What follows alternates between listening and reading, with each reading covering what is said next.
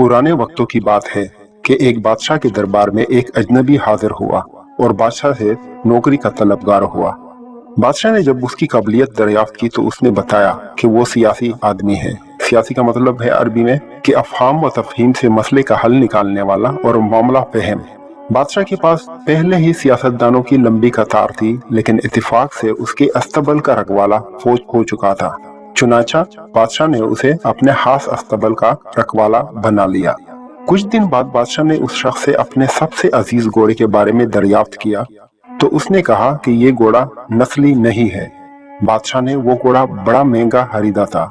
चुनाचा बादशाह ने उस शख्स को हाजिर करने का हुक्म सादिर किया जो दूर कहीं जंगल में घोड़े सुधारने और सुधार कर बेचने का कारोबार करता था।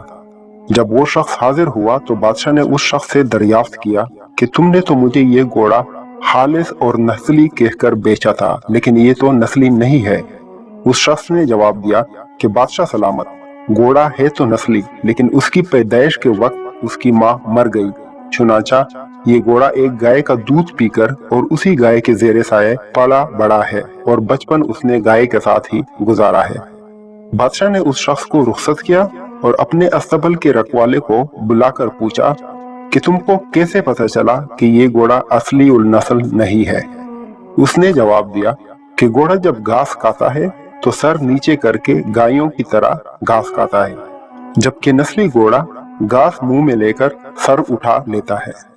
बादशाह उसकी फरासत से खासा मुतासिर और हैरान हुआ और उसके घर में अनाज, घी, बुने दुम्बे और परिंदों का आला गोश्त बतौर इनाम भिजवाया। इसके साथ उसको अपनी बेगम के महल में तैनात भी कर दिया। कुछ अरसा गुजरने के बाद उसने अपने मसाहिब से अपनी बेगम के बारे में राय मांगी तो उसने जवाब दिया कि इसके तौर अतवार तो मलका जैसे हैं, लेकिन शहजादी किसी बादशाह की बेटी नहीं है। ये सुनकर बादशाह के पैरों तले से जमीन निकल गई, क्योंकि उसकी बीवी एक बादशाह की बेटी थी। बादशाह ने अपने हवास दुरुस्त किए और अपनी सास को बुलाया और मामला उसके गोश गुजार किया। बादशाह की सास ने उससे जवाब दिया कि हकीकत यह है कि तुम्हारे बाप ने मेरे मियाँ से हमारी बेटी की पैदाइश पर ही उसका रिश्ता मांग लिया था, लेकिन हमारी बेटी 6 माह की उम्र में फौत हो गई।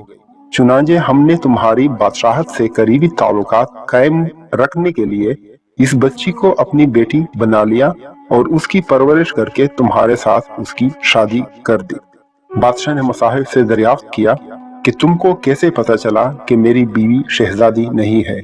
उसने कहा कि इसका सलूक खादमों के साथ ठीक नहीं और बादशाह इस तरह नहीं करते। बादशाह अपने मसाहिब की फरासत से मजीद मुतासिर हुआ और बहुत सा अनाज और भेड़ बकरियां बतौर इनाम इस मसाहिब को दी और उसके साथ उसे अपने दरबार में तैनात कर दिया। कुछ अरसा गुजरने के बाद उसने अपने इसी मसाहिब से अपने बारे में दरियाफ्त किया।